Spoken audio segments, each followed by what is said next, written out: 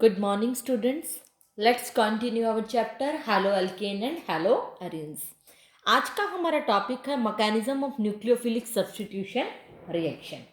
Actually nucleophilic substitution जो reaction होती है वो टू टाइप्स की होती है. First is SN2 and second is SN1 type की रिएक्शन है.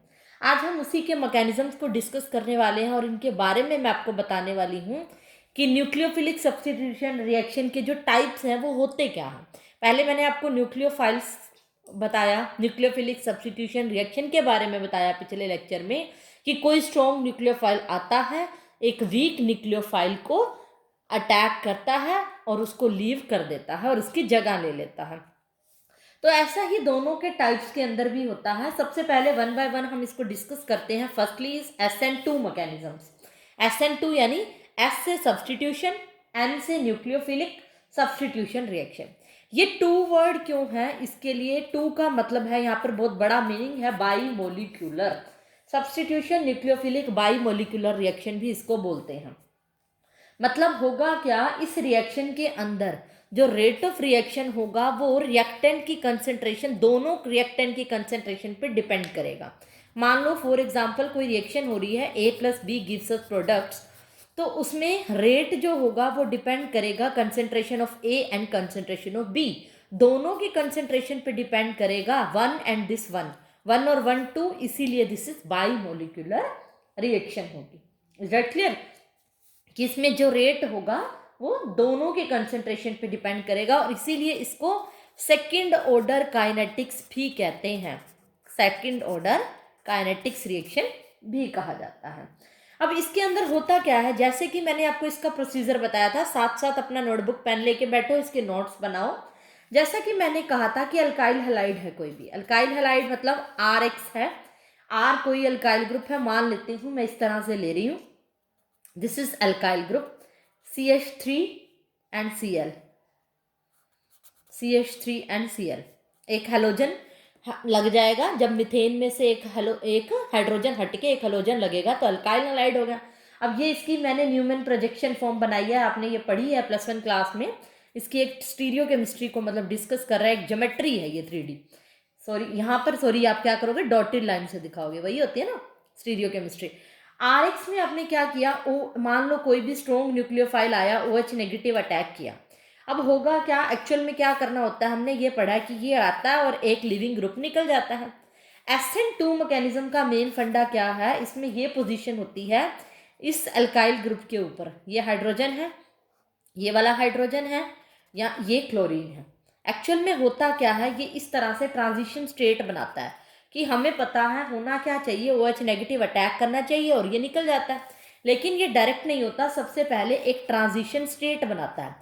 ट्रांजिशन स्टेट का मतलब क्या होती है, बीच की इंटरमीडिएट स्टेट, कि यहाँ पर ये बॉन्ड फॉर्मेशन और बॉन्ड ब्रेकिंग को शो कर रही है, दीज डॉटेड लाइंस. और एंड में होता क्या है, OH तो बॉन्ड बना लेता है इस कार्बन के साथ, और लेकिन जो Cl है वो निकल जाता है एज ए लिविंग ग्रुप और ये अल्काइल जो होता है एज इट इज रह जाता है. साथ में Cl negative is outgoing nucleophile कह लो या फिर एक लिविंग ग्रुप की फॉर्म में होता है. मतलब एक्चुअल में प्रोसीजर इस तरह से होता है, एक ट्रांजिशन स्टेट बनती है जो कि bond formation and bond breaking को शो कर रही है. ये लाइन बॉन्ड फॉर्मेशन को और ये बॉन्ड ब्रेकिंग, ये टूटेगा तो ये नया बॉन्ड बनेगा. तो एट लास्ट ये OH का बॉन्ड बन गया और Cl नेगेटिव का बॉन्ड टूट गया. इस ड्यूरिंग हमने क्या देखा, मेन बातें क्या है, SN2 मैकेनिज्म के बारे में पूछा जाए तो आपने ये रिएक्शन बतानी है. अल्टीमेटली इसके अंदर ये बताना है कि ट्रांजिशन स्टेट बनती है और फिर जाकर एक न्यूक्लियोफाइल अटैक करता है और दूसरा लगता है, राइट. इसके अंदर होता क्या है, ये सेकंड ऑर्डर रिएक्शन होती है. इसके अंदर पूछा जाए अगर ये सेकंड ऑर्डर काइनेटिक्स है या बाई मोलिकुलर रिएक्शन भी इसको आप कह सकते हो, इसीलिए ये सेकंड ऑर्डर काइनेटिक्स होती है. और दूसरा इसके अंदर क्या बताओगे कि जो अटैकिंग रिएजेंट होता है, अटैकिंग न्यूक्लियोफाइल होता है, वो अटैक्स करता है from back side of the alkyl halide. यहाँ पर हमने देखो स्पेशल दिखा रखा है कि अल्काइल हैलाइड यहाँ से पीछे से कार्बन पे अटैक कर रहा है. उससे होता क्या है, अटैक करने से इस कार्बन के पीछे से अटैक करके एक बॉन्ड फॉर्मेशन बनाता है, एक ट्रांजिशन स्टेट बनाता है और फिर लास्ट में लिविंग ग्रुप निकल जाता है और बॉन्ड की इस तरह से फॉर्मेशन होती है, राइट. तो यहाँ पर एक्चुअल में मेन पॉइंट यही है कि जो अटैकिंग न्यूक्लियोफाइल है वो बैक साइड से अटैक करता है ऑफ RX बॉन्ड से, लेकिन SN1 जो मैकेनिज्म है बिल्कुल इसका अपोजिट है। उसमें मैं आपको क्लियर करूंगी कि कैसे कैसे रिएजेंट अटैक करता है और कहाँ से करता है। सबसे पहले आप इसका स्क्रीनशॉट लीजिए और अपने नोट्स पे मेंशन कीजिए इसके पॉइंट्स को। नेक्स्ट हम चलते हैं हम SN1 मैकेनिज्म पे। हेडिंग डालो सब्स्टिट्यूशन न्यूक्लियोफिलिक यूनिमोलिकुलर रिएक्शन भी जिसको बोला जाता है। मैं शॉर्ट में लिख रही हूँ, ब्रैकेट में लिख रही हूँ यूनिमोलिकुलर रिएक्शन, क्योंकि 1 क्या है, यूनि को शो कर रहा है। मान लो कोई भी रिएक्शन है, जैसे RX में कोई भी न्यूक्लियोफाइल अटैक किया, या ये कह लो A+B में रिएक्टेंट है और प्रोडक्ट बन गया, तो रेट क्या होगा इसमें डिपेंड करेगा only and only concentration of one reactant, या A पे डिपेंड करेगा या फिर रेट B पे डिपेंड करेगा, मतलब किसी एक ही रिएक्टेंट के ऊपर डिपेंड करेगा रेट। तो इस तरह की रिएक्शन को हम क्या बोलते हैं, यूनिमोलिकुलर रिएक्शन। यूनि का मतलब 1 रिएक्टेंट पे ही डिपेंड कर रहा है। एक्चुअल में जो ये रिएक्शंस होते हैं, ये मैकेनिज्म होते हैं, एक्चुअल में कैरिड होते हैं only for the polar protic solvents के लिए ही एप्लीकेबल है। पोलर प्रोटिक सॉल्वेंट्स जैसे कि पोलर नेचर के होते हैं, प्रोटिक का मतलब होता है हाइड्रोक्सिलिक सॉल्वेंट जिसके अंदर वाटर की प्रेजेंस होती है, जैसे कि water, alcohol, ROH this is alcohol, acetic acid this is protic solvents. इसी के अंदर ये काम करती है रिएक्शन। होता क्या है एक्चुअल में, आप अब एग्जांपल देखो, अल्काइल हैलाइड हमें पता है, ये तो होना ही है सभी में। जनरली रिएक्शन अगर मैं बात करूं कि हमें पता है कोई भी अल्काइल हैलाइड है, अल्काइल हैलाइड कोई भी न्यूक्लियोफाइल आएगा और इस अल्काइल हैलाइड में से हैलोजन को हटाकर खुद लग जाएगा, ये तो हमें पता ही है, कोई भी डाउट नहीं है। मैकेनिज्म में मैं क्या बात दिखाऊंगी कि एक्चुअल में ये SN1 मैकेनिज्म को फॉलो कैसे करती है। तो सबसे पहले क्या होता है, ये अल्काइल हैलाइड में लिख रही हूँ, इसमें क्या होता है, बॉन्ड की ब्रेकिंग होती है, ये Br negative bond, Br bond निकल जाता है और यहाँ पर क्या होता है, कार्बोकैटायन की फॉर्मेशन होती है। दिस इज कार्बोकैटायन, कार्बन के ऊपर प्लस चार्ज और Br नेगेटिव लीव कर जाता है, this is carbocation, tertiary butyl carbocation बन जाता है। जब यहाँ से बॉन्ड टूटेगा ये नेगेटिव लेगा और पीछे क्या रहेगा, पॉजिटिव, तो कार्बोकैटायन की फॉर्मेशन होगी। फिर सेकंड स्टेप में क्या होगा, ये कार्बोकैटायन के ऊपर न्यूक्लियोफाइल अटैक करेगा। इस बार न्यूक्लियोफाइल अटैक फ्रंट साइड से करेगा, मेन पॉइंट है ये, और फ्रंट साइड से अटैक कर कर ये OH बन जाएगा और इस तरह से ब्यूटाइल अल्कोहल बना देगा। अल्टीमेटली हुआ क्या, हमें पता है, न्यूक्लियोफाइल स्ट्रॉन्ग आया, उसने वीक न्यूक्लियोफाइल को हटाया और खुद लग गया, दिस इज न्यूक्लियोफिलिक रिएक्शन। तो इसमें फ़र्क क्या है, उसके अंदर एक ट्रांजिशन स्टेट बनती थी, लेकिन यहाँ पर पहले लीविंग ग्रुप निकलता, उसमें क्या होता था, अटैकिंग रिएजेंट जो न्यूक्लियोफाइल था आता था वो ट्रांजिशन स्टेट बनाता था, लेकिन यहाँ पर पहले लीविंग ग्रुप निकलकर एक कार्बोकैटायन जनरेट करता है, फिर कार्बोकैटायन के ऊपर न्यूक्लियोफाइल अटैक करता है और फ्रंट साइड से, इसमें जो अटैकिंग होता रिएजेंट है, attack from the front side, ये भी इसका इंपॉर्टेंट पार्ट है, अटैक करके फर्दर क्या बनाता है, अल्कोहल बनाता है। तो दिस इज द रिएक्शन। ये जो स्टेप होता है, सेकंड जो स्टेप होता है फास्ट होता है, और फर्स्ट हमें पता है slow determining, rate determining step होता है और स्लो स्टेप होता है। तो ये सब था SN1 और SN2 मैकेनिज्म्स के बारे में। और अगर हम इसकी रिएक्टिविटीज के बारे में बात करें, ओवरऑल रिएक्टिविटी जो होती है SN2 रिएक्शन के अंदर और SN1 रिएक्शन के अंदर, वो उसका जो ऑर्डर होता है वो क्या होता है, मैं आपको ये क्लियर कर देती हूँ कि जो SN2 रिएक्टिविटी होती है वो इस तरह से इंक्रीज होती है। जैसे मान लो कोई टर्शियरी अल्काइल हैलाइड है, RX है कोई टर्शियरी, दूसरा यहाँ सेकेंडरी अल्काइल हैलाइड पड़ा है, फिर यहाँ पर प्राइमरी अल्काइल हैलाइड है, और फिर सिंपल यहाँ पर मिथाइल हैलाइड है।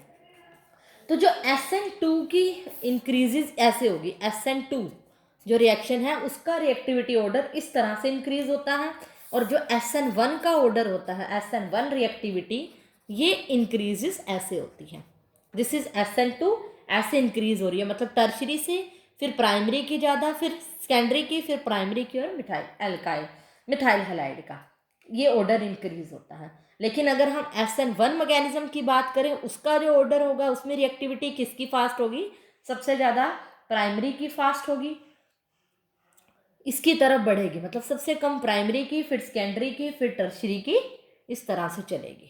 क्लियर हो गया? ये इसका रिएक्टिविटी ऑर्डर है। कई बार क्वेश्चन इस पे भी पूछ लिया जाता है कि रिएक्टिविटी ऑर्डर क्या है। एक और क्वेश्चन आता है इस पे, conceptual question, relative reactivity of halo alkanes के ऊपर, वो भी मैं आपसे डिस्कस करने वाली हूँ आज। Relative reactivity of halo alkanes, इसमें क्या है, जैसे कि मैंने रिएक्टिविटी डिस्कस की, एक्चुअल में ये रिएक्टिविटी किसकी वजह से होती है, CX बॉन्ड के अंदर पोलैरिटी की वजह से होती है, बॉन्ड के अंदर जो पोलर बॉन्ड आता है। ठीक है, सबसे पहले आपको ये बात पता होनी चाहिए, जितनी ज़्यादा पोलैरिटी होगी उतना ज़्यादा रिएक्टिव होंगे हैलो एल्केन। हैलो एल्केन की जो रिएक्टिविटी होगी वो उतनी ज़्यादा होगी, पोलैरिटी जितनी ज़्यादा रिएक्टिविटी भी उतनी ही ज़्यादा होगी।